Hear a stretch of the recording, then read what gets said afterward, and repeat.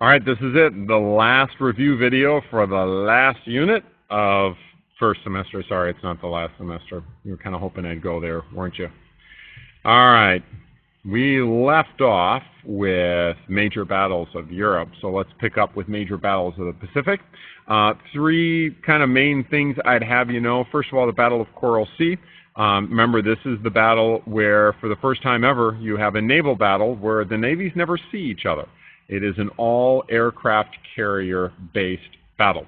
And it's really here that you establish the aircraft carrier as the significant weapon throughout a vast majority of the war in the Pacific. Then, of course, you get the Battle of Midway. And the Battle of Midway is both aircraft carriers and codes. We had broken the Japanese code. We knew an attack was imminent. And we're able to use that information to kind of plan a trap. And 4 Japanese carriers are sunk at the Battle of Midway. And it's really after the Battle of Midway, as far as aircraft carriers are concerned, really Japan is going to be now on the defensive. They were never able to replace those aircraft carriers throughout the rest of the war. And then you get involved in island hopping, where you're, leapfrogging over minor areas, hitting major areas, supply bases, major bases, as you work your way towards Japan. And really that brings in then the firebombing and atomic bombs is really the third thing that you would want to know. This is where we get into Iwo Jima and Okinawa, which are right here. And these are the 2 battles you should know for the major battles of the Pacific, because they're going to push you towards atomic bombs and things like firebombing. No, I don't expect you to memorize these totals. Please don't. I just cut and pasted these from the slide I used in class. But I do want to emphasize even right now, look at the death toll. In Iwo Jima, only 287 people out of 18,000 surrendered. And they were mainly too injured to do anything else. In Okinawa, 6,000 of 118,000, they're the only ones that survived. 112,000 people fought to the death. And you can see that the United States, our death toll and our injury totals are going up remarkably. As you know, we have 40,000 casualties. I'm sorry, I can do math real good.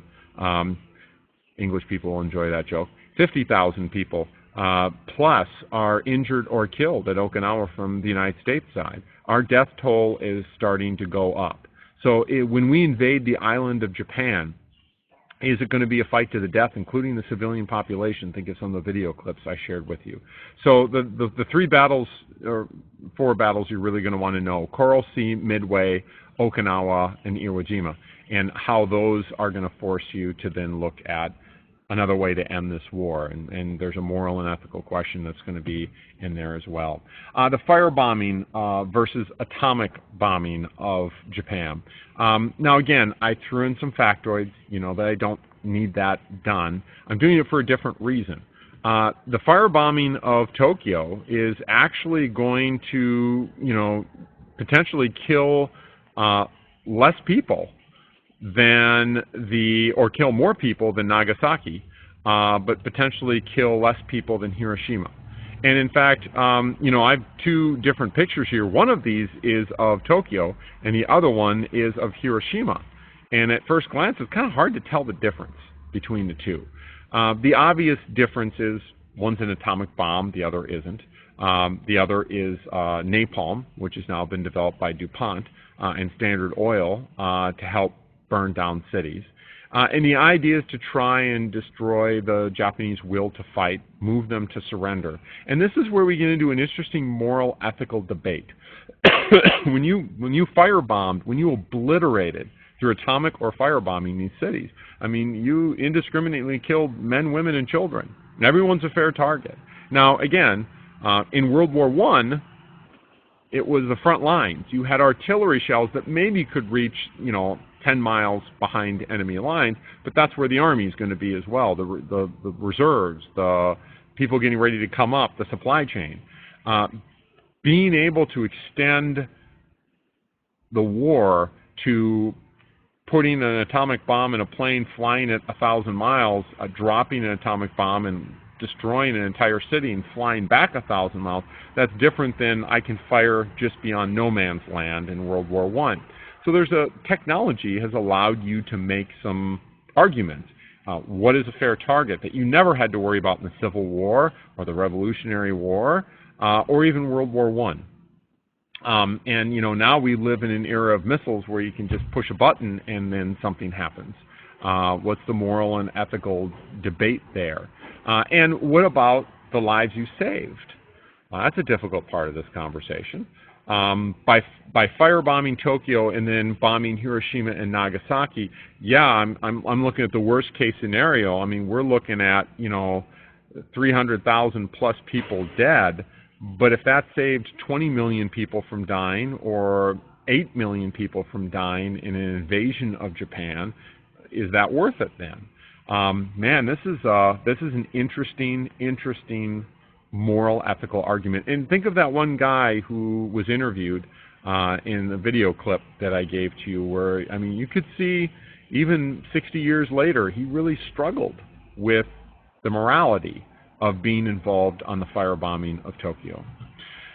Number 9 is the power of government. And, again, we had the War Production Board. You want to do this, wouldn't you? If you're going to spend $185 billion on the war, you want to make sure you're getting everything you should for your money, that people aren't price gouging you. So I don't think this one's going to be a big deal. The government is making sure its bids and everything is going well. The War Labor Board. It set wages and made it against the law to go out on strike. Now remember, World War I, they asked you to not go out on strike, but hundreds, if not thousands of strikes happened. There really are no strikes in World War II. You went to jail. A lot less freedom. So we could have an interesting debate about power of government now on top of that. Office of Price Administration is going to set price limits and rationing with coupons. You can only buy so much gas, even if you had the money. That's government power. Go out on strike, we put you in jail. Wages are set by the government, not by the open market. We're going to ration what you can buy and what you can't buy. OSRD, supportive technology development, technology and development. OSRD is what's going to perfect penicillin. OSRD is what's going to perfect radar and sonar. OSRD is going to make the atomic bomb, help make the jet engine. They're doing a whole bunch of stuff. Microwaves.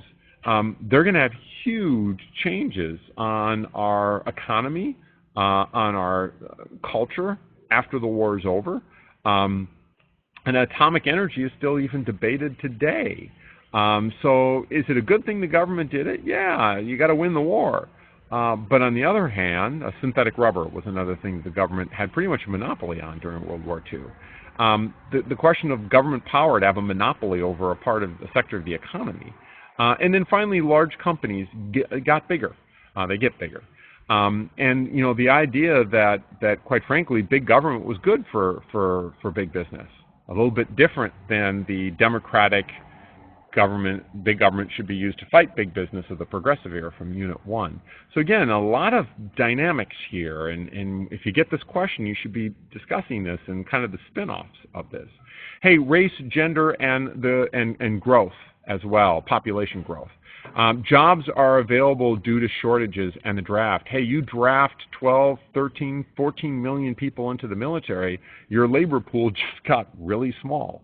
And yet you need to make more stuff than ever before, $185 billion in war production. That is, my gosh, we talk about the WPA a lot. That's 17 times bigger than the WPA. That makes the Great Depression look like nothing, the Great Depression program look like nothing. You have the Branchero program. Remember how we talked about in the Great Depression? They were sending Mexican Americans back to Mexico that they had invited into the United States during World War I in the 1920s. Well, guess what? We're now inviting them back into the United States. And the Branchero program will be around until the 1950s. Hundreds of thousands of people from Mexico, get on buses, get on trains, free transportation. Come on into the United States. We need you. Many people even directly join the military to fight and die for the United States. So that Branchero program is going to come back. The Fair Employment Practices Commission, I can't put a big enough asterisk at the end of this one. For the first time in American history, the federal government is saying equality in the workplace. Same pay, same job, regardless of religion, regardless of gender, regardless of race. Now, when the war is over, hey, people are going to say, I want some equality. We're fighting for freedom. If we're fighting against totalitarianism, then when do we get freedom in America? Full freedom and equality. Wages are up by 70%. Farm prices are up by 400%. The Great Depression is over. There are jobs everywhere. People are making more money. Union membership is up. Benefits are up. And you start seeing, although you started seeing this in the 1920s, we talked about that in an earlier review video, you start seeing benefits like pension plans and sick days and vacation days and things like that. And you also see a huge population shift to the West as factories are opening up for the Pacific theater of war on the Pacific Ocean. And this is really what puts California on the map. Second to the last question here, race and gender relations. We kind of set this up a little bit in the last question. But I'm going to go right to that double V campaign. Victory abroad and victory at home.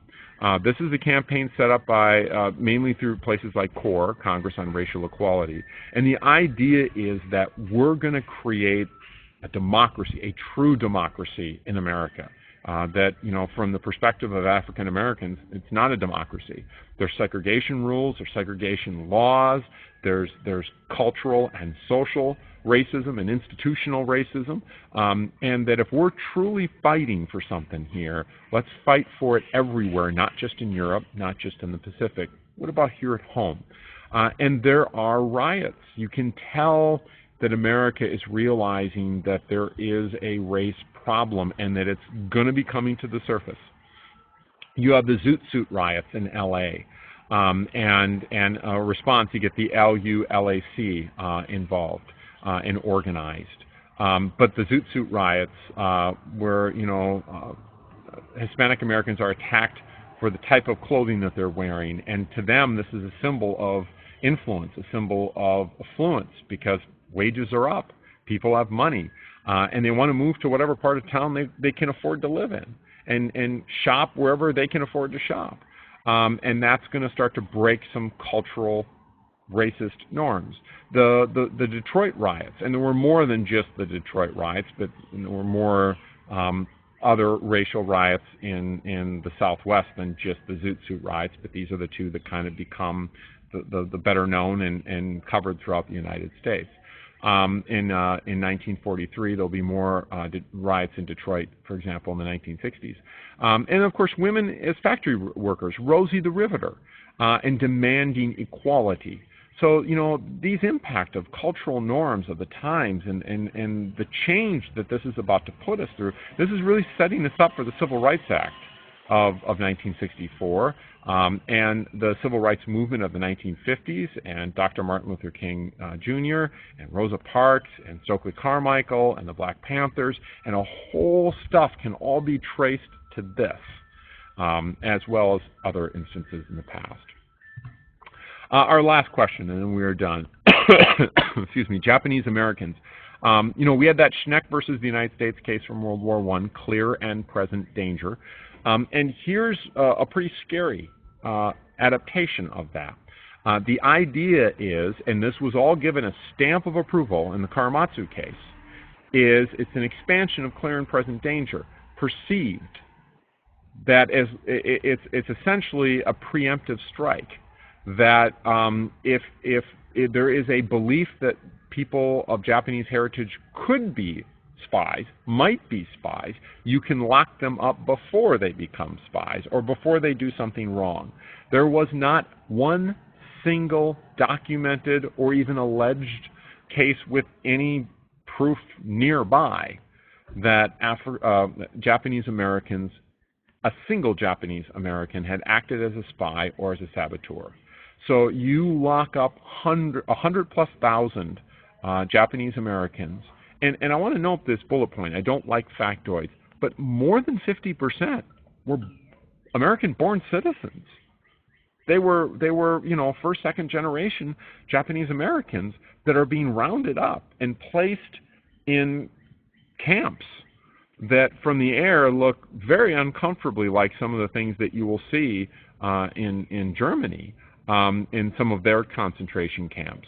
And people died in these camps because of, you know, all these people living in close proximity to each other. You're going to get some nasty diseases spread pretty quickly, especially when you don't have the best sanitation in the world. So it really, you know, and they're mainly in kind of desert, dry, arid places on the whole.